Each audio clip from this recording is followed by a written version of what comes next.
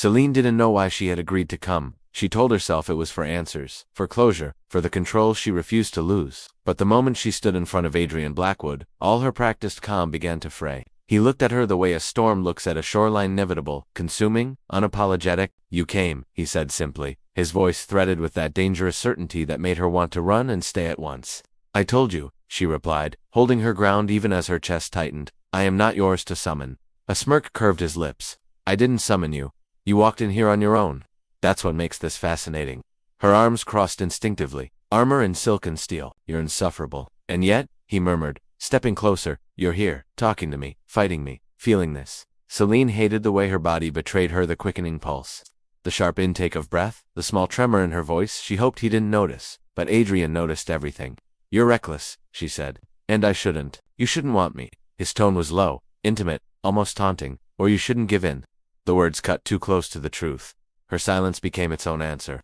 Adrian's gaze darkened, his intensity pressing against her until it felt impossible to breathe. "I've waited for this.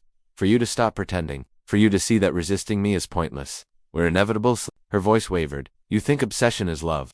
He tilted his head, studying her. "No, I think obsession is truth. And the truth is," his hand brushed against her hair, sending a shiver through her. "I want you, entirely, without hesitation, without escape." Her chest tightened. She should have pulled back. She should have turned away, but she didn't. "You're impossible," she whispered. "And yet you can't resist me." His lips hovered near hers, their breath colliding, the space between them burning with everything unsaid.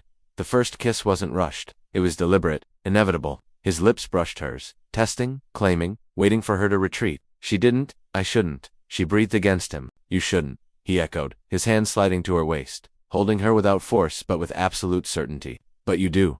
Her walls cracked, her body betraying her resolve. Fingers tangled in his hair, pulling him closer even as her mind screamed warnings.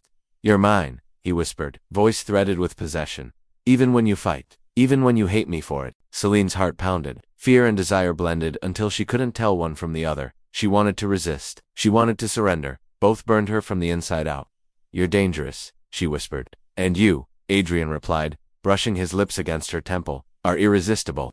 Together, we're unstoppable." The night stretched on in tension and fire. Every word between them was both a battle and a surrender. Every touch felt like defiance and submission at once. Selene had walked into Adrian's world, determined to keep control. Instead, she found herself unraveling in his hands, hating the way she wanted him, hating how inevitable it felt. And Adrian, he reveled in it. Not just her surrender, but the fight that came before it. Every spark of resistance only deepened his obsession. Every whispered denial was another reason to pull her closer. "You can't run from this," he said finally, his voice soft but unyielding. "Not from me. Not from us." Her answer came not in words, but in the way she leaned against him, the way her breath caught as he held her tighter, the way she surrendered if only for that moment to the fire that bound them both.